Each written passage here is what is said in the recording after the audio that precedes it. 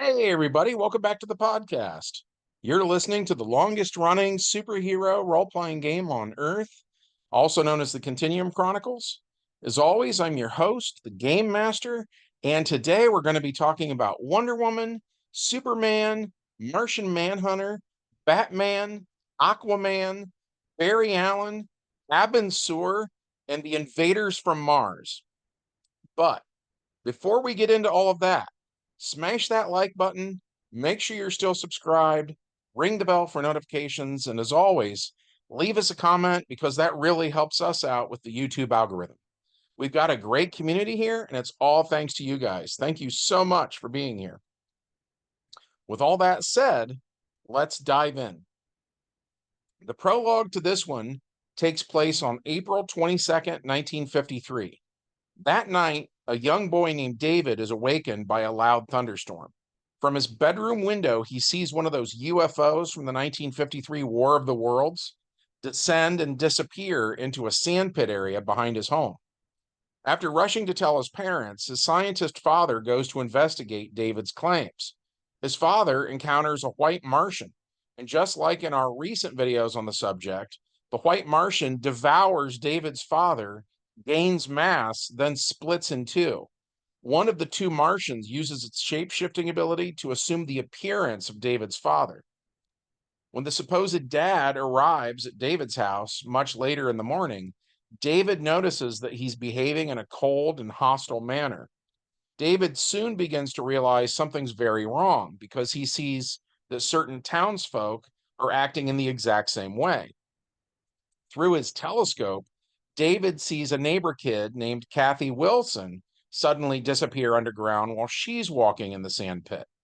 So David flees to the police station for help and is eventually placed under the protection of Dr. Pat Blake, who slowly begins to believe the whole story.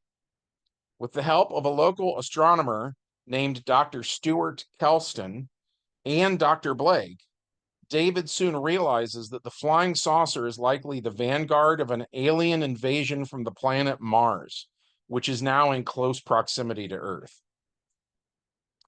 Which brings us to the main plot of today's game, which takes place on August 26th, 1953. A large object crashes near the small town of Linda Rosa, California. At the impact site, Dr. Clayton Forrester, an atomic scientist, investigates. While there, he meets a beautiful woman named Sylvia Van Buren. A hatch on the object unscrews itself and falls away. As three men standing guard attempt to make first contact, waving a white flag, but a blast of heat vision disintegrates them.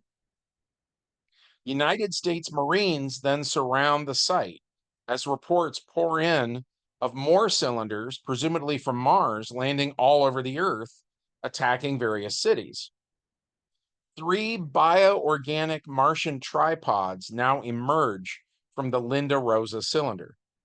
The soldiers open fire, but are unable to damage the invaders' high body. The aliens counterattack with heat vision, sending the soldiers into full retreat. Air Force jets then show up, but they too are disintegrated. The organic Martian bioships have the same shape-shifting abilities that individual Martians do. So while they began as tripods, they now retract their legs.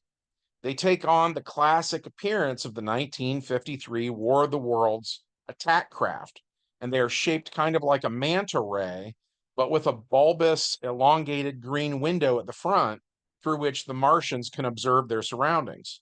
On top of the machine is a cobra-like head that can fire a blast of heat vision at its enemies, and it's attached to a long, narrow gooseneck extension, which allows it to fire in any direction. These UFOs appear in the skies over Metropolis, Delaware.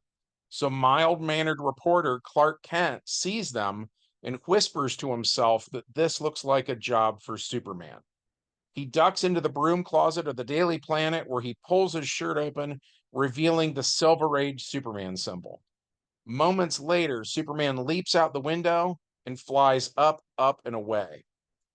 The invaders also appear in the skies over Gotham City, New Jersey.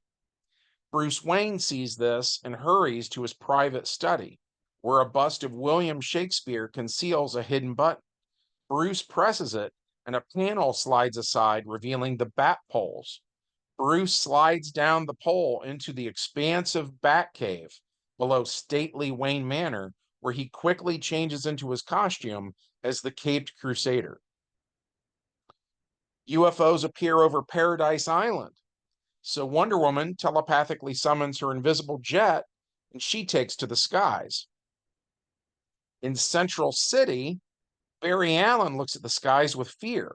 He's yet to be struck by that famous lightning bolt, so he isn't the Flash yet. So instead, Barry does the best he can to help various innocent bystanders get to atomic shelters to weather the alien attack. Not even Atlantis is safe, as it too is now attacked by unidentified submerged objects. The USOs attack the sunken city with blasts of heat vision, getting the attention of Aquaman. And then there's Jean Johns, the Martian Manhunter. Jean is not a white Martian invader.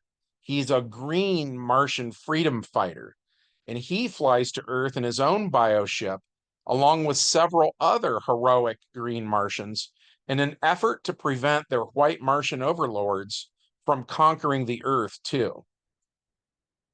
Having introduced all the player characters, we go back to Metropolis, where Superman has rolled the highest on initiative, and he is faster than the Martians are.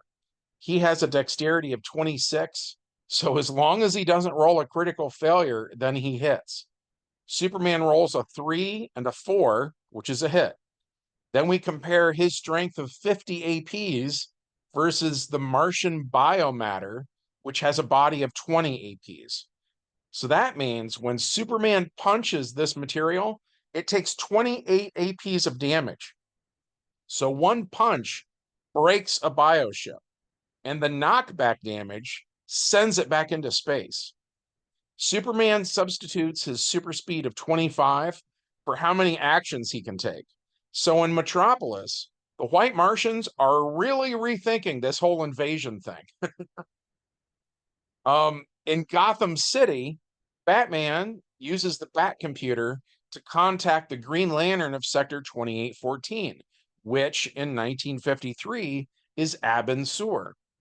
Batman alerts the Green Lantern Corps that there's an invasion taking place, which is completely up their alley. So the Green Lanterns mobilize and head towards Earth. On Paradise Island, Wonder Woman hits a bioship with her 45 APs of strength, doing 24 APs of damage. So one punch breaks the bioship, and the knockback damage also sends this one into space. Diana subs her super speed of 22 APs for how many actions she get, and the White Martians also regret coming to Paradise Island. Barry Allen, meanwhile, is in a bomb shelter where he and a woman named Iris West meet for the first time. They comfort each other, and Barry also tells her nephew, Wally, that everything's going to be okay. And Iris sees Barry interacting with Wally West and realizes what a kind man he is. So the first sparks of romance are ignited between Barry and Iris. In Atlantis, Aquaman also has a great deal of luck fighting the attackers, partially because Aquaman gets no penalties for fighting underwater. Well, everything the Martians do is slowed down, and we reduce their column shifts in terms of how effective they are. And like we've said in other videos, in our game world, we take liberties with Aquaman's stats so that he can actually withstand having 1.5 trillion tons of water pushing down on him, which is 35 APs of weight, unlike the strength of 8 that they give him in DC Heroes. So when our Aquaman punches a USO, he does 16 points of damage. So while it takes him 2 hits to break one of these ships, he still manages it nonetheless. The Green Lanterns show up, and each Green Lantern power ring gives the user omni power equal to half their willpower. And that is a huge deal because there's no limit to the amount of different things they can do to the invaders. And last but not least, there's the green Martians. At first, humanity thinks all Martians are alike and assumes every Martian is their enemy. But the green Martians help the humans fight off the white Martian invaders. And by the end of the day, the white Martians are defeated and retreat. The superheroes figure out that the green Martians are the oppressed, not the oppressors. And Superman, who is, of course, an alien himself, tells the Martian Manhunter that he and his family are welcome to live on Earth. Which brings us to our epilogue. For years now, the Martian Manhunter's wife has begged her husband to take her and their daughter Kim to Earth because the civil war on Mars was no place to raise a family. After the invasion of Earth fails, the fury of the white Martians grows even hotter on Mars. So finally, the Martian Manhunter relents and he moves his family to Earth. Jean uses his shape-shifting abilities to disguise himself as a human being named John Jones. His wife becomes Mary Jones, and their daughter disguises herself as a high school student named Kim Jones. The first thing they do when they arrive is see the ocean, which is amazing to them because Mars is so dry. John concentrates and uses his mind to gather gold particles from Earth's seawater. He then uses that gold to buy a house in a suburb of Denver, Colorado called Middleton. His family moves there, and John begins the process of looking for a job. But that's a story for another day. We really liked this one. Hopefully you did too. If so, smash the like button, check to make sure you're still subscribed, ring the bell for notifications, and as always, leave a comment because that really helps us out with the YouTube algorithm.